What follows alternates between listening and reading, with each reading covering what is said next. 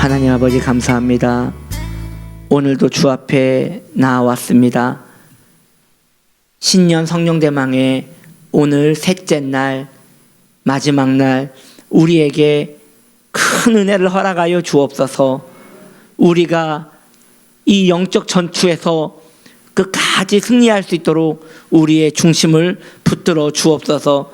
우리가 주님을 의지합니다. 주께서 우리의 대장 되어 주시옵소서. 예수님의 이름으로 기도드립니다. 아멘.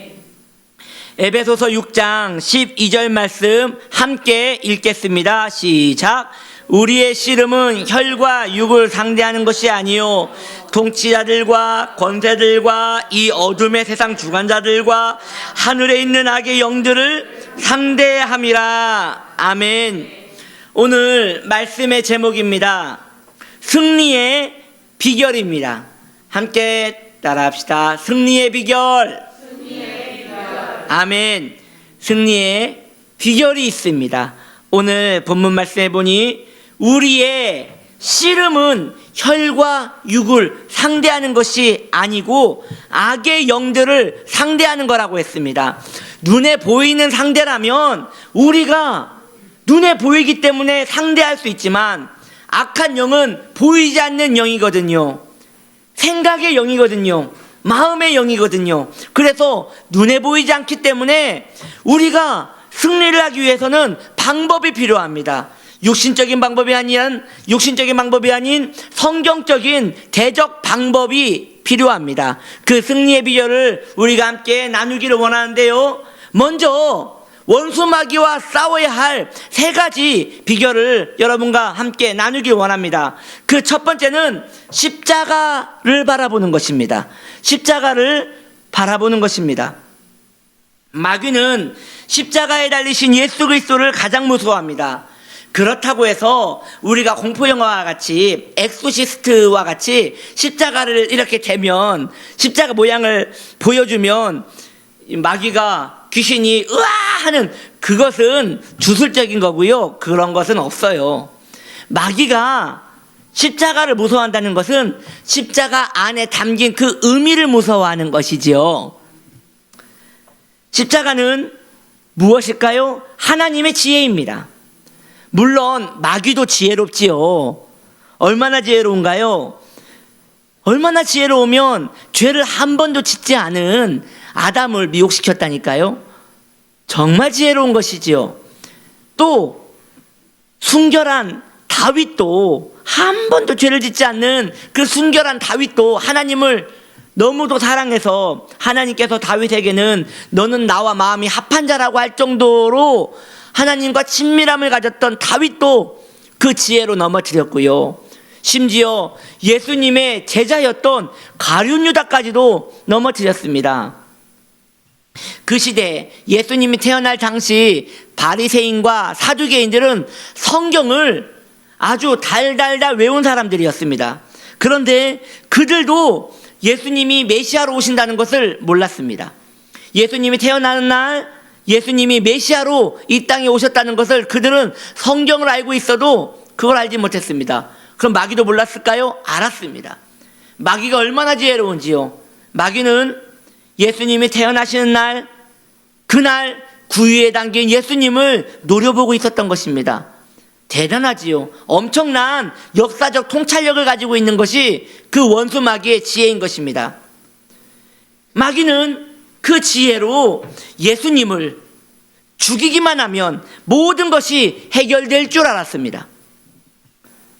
그러나 하나님의 지혜는 웬일입니까? 예수님의 죽음 그 뒤에 숨겨놓은 거예요. 그래서 마귀는 예수님을 십자가에 달아 죽이고 자기가 승리를 했다고 선언했지만 오히려 이로 인해 죄 없으신 예수님은 다시 부활하셨고요. 할렐루야. 죄의 노예로 붙들려 있던 우리는 인생들은 해방을 받게 되었습니다. 그리고 마귀는 그 순간 모든 것을 잃게 되었습니다. 지금 제가 지금까지 드린 이 모든 사건이 바로 십자가입니다. 이 십자가의 사건, 그 사건을 그 히스토리를 마귀가 너무 싫어하고 두려워하는 것이에요. 이 거룩한 역사는, 그 거룩한 역사를 우리도 알고 마귀도 알고 있기에 십자가는 성도에게는 승리의 근거가 되는 것이고요, 마귀에게는 패배의 근거가 되는 것이에요. 그래서 마귀에게 십자가에 대한 그 묵상과 그 이미지와 그 마음의 소원을 계속 이야기를 하면 마귀는 자기가 패배했다는 것을 인정할 수밖에 없는 것이죠. 마귀와 전투를 벌이는 성도는 십자가에 달리신 예수 그리스도에게서 눈을 떼면 안 되는 것입니다. 반대로 십자가만 바라보고 있다면 그 아무리 전투가 치열하다 하더라도 우리는 결국 승리할 것입니다. 두 번째입니다. 씨름해야 합니다. 오늘 본문은 우리의 씨름은 이라고 말하고 있습니다. 산불이 크게 나면요, 물로 안 꺼집니다. 그 불길을 잡을 수가 없어요. 그러면 막바지로 그 큰 불을 잡기 위해서 쓰는 방법이 맞불 작전입니다. 한쪽에 불이 막 혀로 막 살라가듯 불길이 막 태워나갈 때 반대편에도 함께 불을 지르는 거죠. 그러면 불은 연소할 것이 있어야지 계속 살아있을 수 있기 때문에 가다가 더 이상 태울 것이 없으면 멈출 수밖에 없는 것이죠. 성도의 전투도 그런 것이에요. 무슨 말입니까? 산불같이 달려드는 그 마귀의 기세를 우리는 어떻게 해야 할까요? 우리도 산불같이 달려들어야 돼요. 맞불 작전으로 달려들어야 돼요. 그래서 성경은 말합니다. 피하지 말래요. 덤비래요. 피하지 말래요.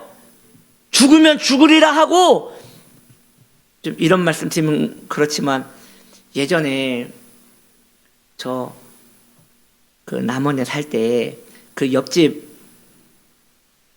그 신혼집이었거든요. 제가 그때 그 고등학생 때였는데 그 여자분하고 남자분이 이렇게 싸우는 걸 제가 봤거든요.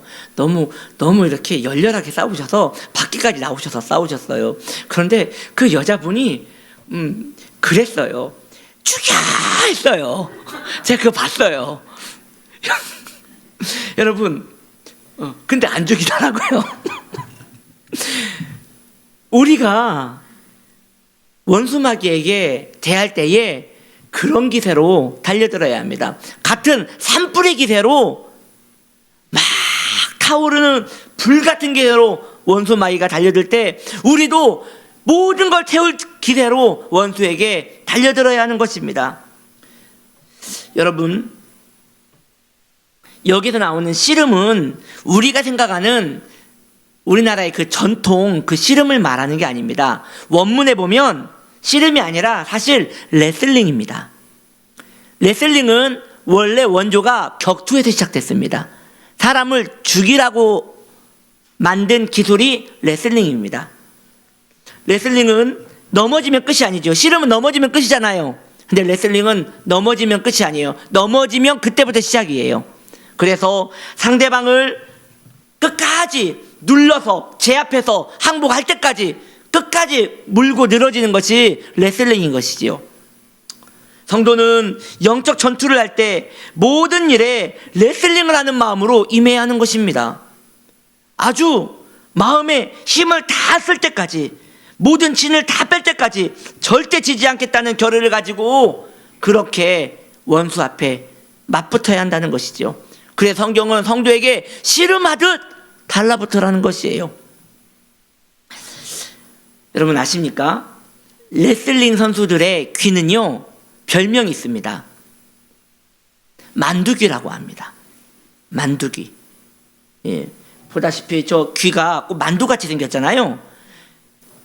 보통 사람의 귀는 이렇게 생겼잖아요. 이렇게 생겼잖아요. 그런데 레슬링 선수들의 귀는 이게 이렇게 뒤집어진 거예요. 만두와 같이. 왜 저렇게 됐을까요? 하도 비벼가지고 막 상대방에게 하도 비벼가지고 안 떨어지려고 막 비벼가지고 다 달라붙어가지고 그렇다고 여러분 마귀에게 좋아서 달라붙으라는 게 아니고요. 죽기 살기로 그렇게 악으로 깡으로 싸워야지 원수와 싸워 이길 수 있는 것이에요. 우리가 나아가는 영적 전투가 그런 색깔을 가지고 있는 신앙생활인 것입니다. 그래서 드리는 말씀인데요, 어설프게 신앙생활 하시려면 안 하시는 게 나아요. 왜냐하면 원수의 꼭두각시밖에 되지 않아요. 그래서 성도의 마음은 결의에 차 있어야 합니다. 끝까지 한번 해보겠다는 그런 마음으로 승리를 약속한 것 같이, 꼭 승리를 약속받은 것과 같이 끝까지 승리하여 이기는 여러분 되기를 예수님의 이름으로 축복합니다.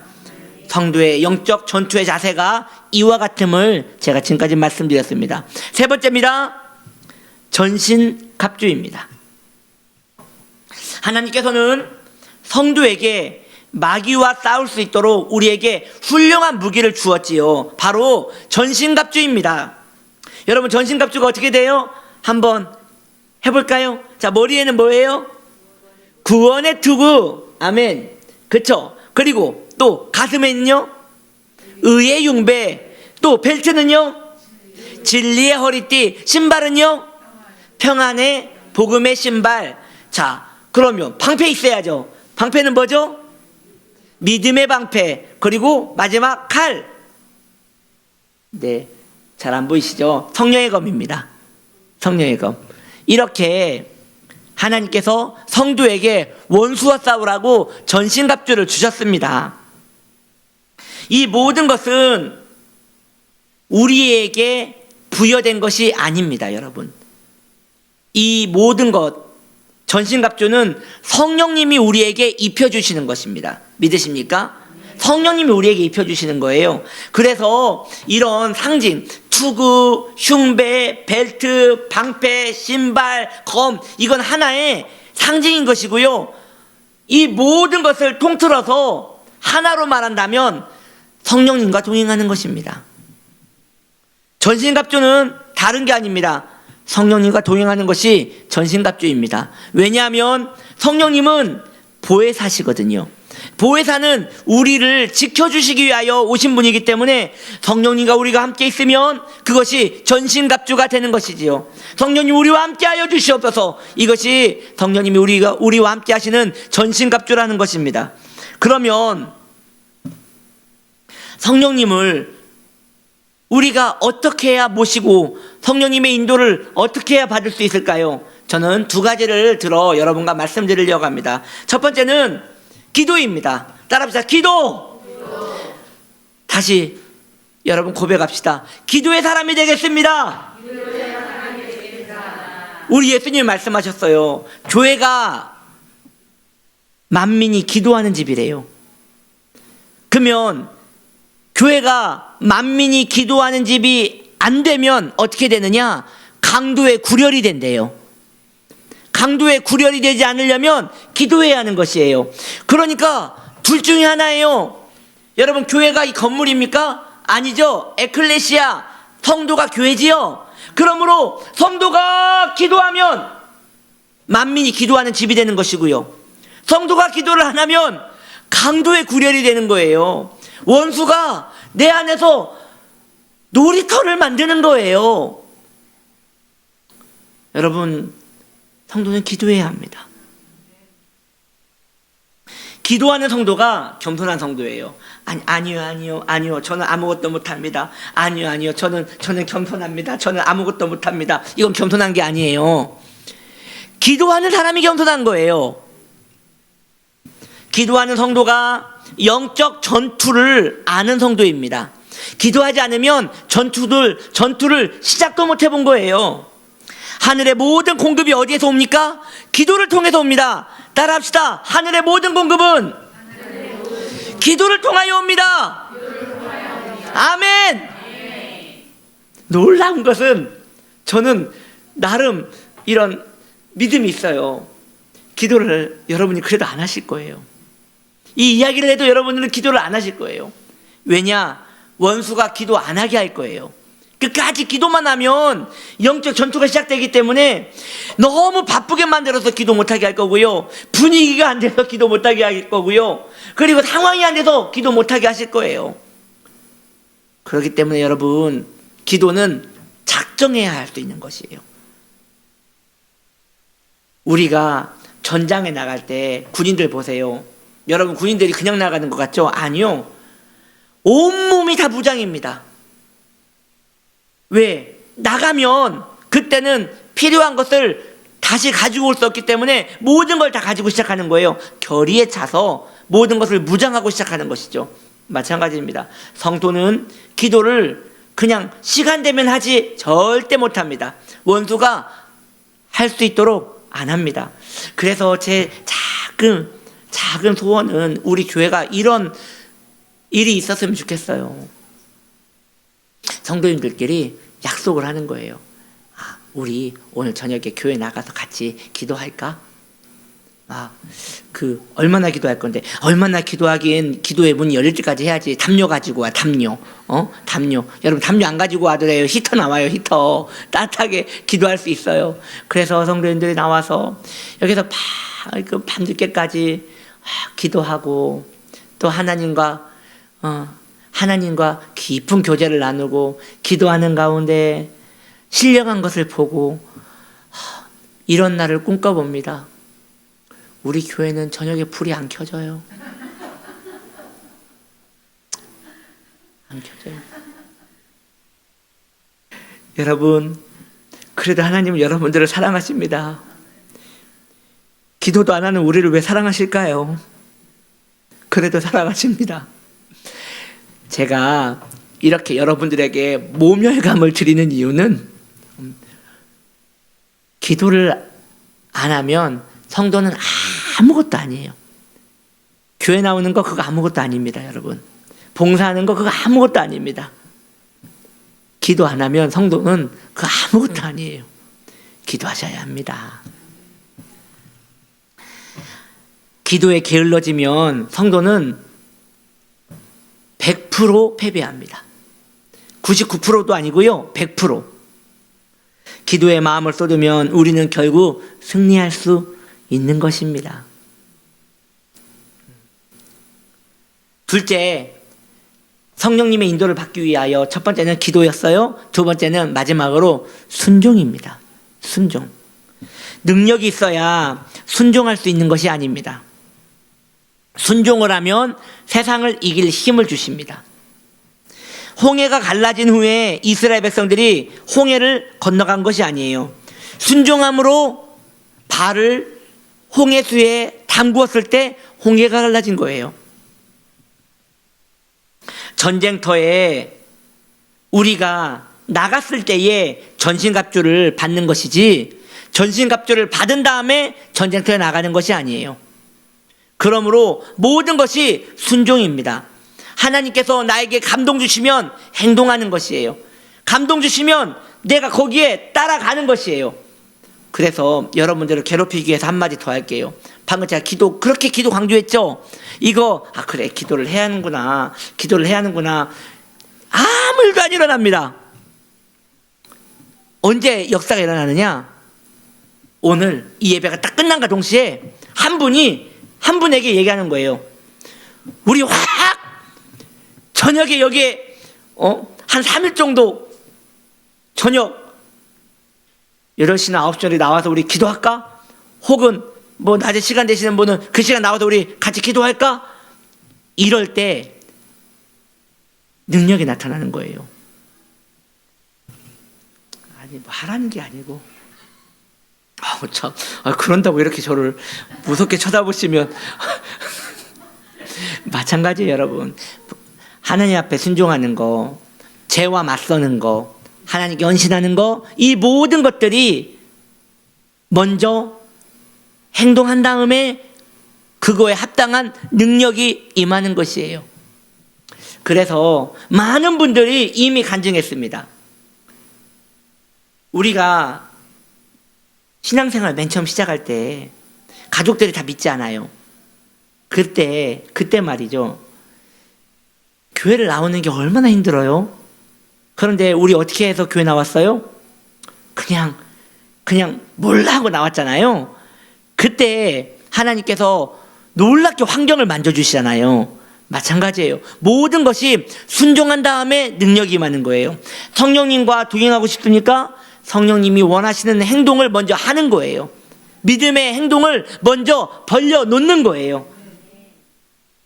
언제부턴가 신앙생활을 10년, 20년 하면, 여러분 이런 표현 써서 죄송합니다.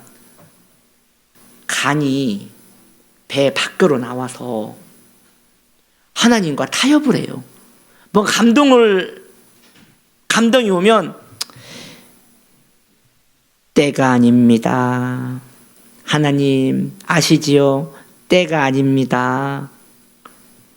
제가 장담컨대 그때는 절대 안 옵니다. 그때는 언제 오느냐? 저지른 후에 오는 거예요. 저지른 후에 하나님께서 역사하시는 성령의 인도하심을 받는 것이죠. 제가 번지점프를 해봤잖아요. 막 올라가가지고요. 거기에서 뭐라고 하냐면 하나, 둘, 셋 할 때 뛰셔야 합니다. 하나, 둘, 셋 할 때 뛰셔야 돼요. 그런데 하나, 둘, 셋 그것을 했을 때 못 뛰시면, 두 번에서 못 뛰시면 내려가는 겁니다. 그렇게 얘기하는 거예요. 하나, 둘, 셋 할 때 확 뛰어내렸어요. 저 뛰어내렸어요. 어떻게 해요? 뛰어내리는 방법이 없어요. 그때는 죽으나 사나 일은 되어지게 되는 거예요. 믿음의 길이 그런 거예요. 뛰어내리기 전에는 진짜 죽을 것 같아요. 정말 끝날 것 같아요. 내가 큰일 저질렀구나 싶어요. 그런데 막상 하고 뛰어내리면 뭐가 발에 대롱대롱 달려 있어요. 안 죽어요. 사명자는 안 죽어요. 어느 분이 그 이야기를 하셨어요. 아껴서 뭐하게, 똥되게. 여러분, 이 육신 아끼지 마세요. 물론 너무 고되게 하는 건 아니지만 이 육신, 썩어질 육신이잖아요. 결국 이 육신 유통기한이 있고 제한이 있어요. 너무 몸살이지 마세요. 하나님의 영광을 위한 순종에 대해서 몸을 너무 아끼지 마세요. 성령님을 늘 경험하기를 소망하십니까? 아멘도 이제 작아요. 왜냐하면 제가 또 뭐라고 할까봐. 성령님과 동행하고 싶으십니까? 성령의 충만함을 원하십니까? 네, 그렇게 하시면 돼요. 그렇게. 영적 전투 다른 거 아닙니다. 명령이 떨어지면 행동하는 거예요. 오늘 성경을 읽는데 참 은혜 받은 거, 아브라함이 하나님 앞에 순종하는데 이삭을 바치라고 하는데 언제 일어났어요? 언제 일어났어요? 다음날 새벽에 일어났어요. 바로 반응하는 거예요. 신앙은 반응입니다. 따라합시다. 신앙은 반응입니다. 다른 거 없어요. 신앙은 반응하면 그때 기적이 일어나요. 결국 오늘날 우리에게 기적이 일어나지 않는 것은요, 반응하지 않는 거예요. 타협하는 거예요. 때가 되면, 하나님 때가 되면, 아니요, 그때는 안 와요. 말씀을 정리합니다. 성도는 이미 승리했습니다. 왜? 성령님이 함께 계시잖아요. 십자가가 이미 마귀를 이겼잖아요. 성도는 이미 승리했습니다. 예수 그리스도께서 십자가를 이미 원수를 패배하였고 성도는 이미 이겼습니다. 우리는 그 승리의 길을 따라 가기만 하면 계속 승리할 수 있습니다. 아멘. 십자가에 달리신 예수 그리스도를 바라보십시오. 마귀와 씨름하며 대적하십시오. 전신갑주를 입으십시오. 그러면 우리는 결국 승리하여 승리의 면류관을 받게 될 것입니다. 마지막으로 이 말씀만 전하고 마칠게요. 옛날 장수들은요, 전쟁을 끝난 다음에 꼭 농공행상을 했어요. 논공행상. 그게 뭐냐면 적을 많이 죽인 사람들 수대로 상을 주는 거예요. 그래서 한 명 한 명 나와가지고 왕이, 그때는 전시가 끝난 다음에는 항상 왕이 직접 상을 주는데, 정말 많이 죽이고 죽을 고비를 넘기면서 많은 적을 학살한 그런 영웅한테는 왕이 특별히 칼을 줍니다. 본인의 칼을 줍니다. 그리고 어느 지역에 땅을 줍니다. 그리고 그 땅을 다스릴 수 있는 권세를 줍니다. 언제까지요? 영원히. 그 사람이 살아있는 동안에, 평생에. 왜일까요? 예. 그 전쟁이 그 나라의 전쟁이었기 때문이죠. 그 전쟁이 왕의 전쟁이었기 때문이죠.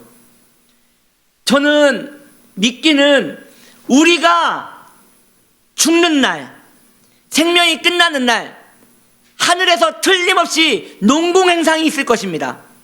없겠어요? 있어요. 틀림없이 있습니다.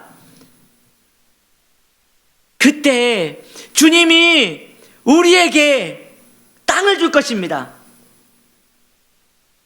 그 땅을 주면서 너는 그 땅을 다스리라고 할 것입니다. 너희는 택한 백성이요, 왕같은 제사장이요, 우리에게 그 땅을 주시면서 그 땅을 다스리라고 할 것입니다. 그때 아무것도 못 받는 사람은 얼마나 초라할까요? 물론 천국 가는 것만으로도 대단하지요. 근데 정말 아무것도 없이 갔는데 천사들이 쳐다도 안 봐. 얼마나 초라해요. 반대로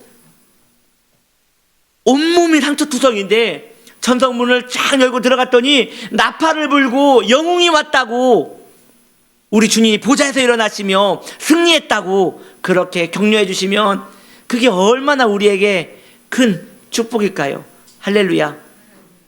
우리 그런 날을 소망하며 살아가는 영적 전투를 끝까지 승리로 영광 돌리는 우리 되기를 바랍니다. 아멘. 이제 기도하겠습니다. 하나님 아버지, 이 시간 우리가 기도하려 합니다. 주께서 우리와 함께하여 주시사 성령으로 충만하게 하여 주시어서 오늘 이 시간 기도할 때 거룩한 영감을 허락하여 주시고 기름 부어주시며 충만한 은혜 가운데 머물게 하여 주옵소서. 주님의 은혜에 감사를 드리며 예수님의 이름으로 축복하며 기도드립니다.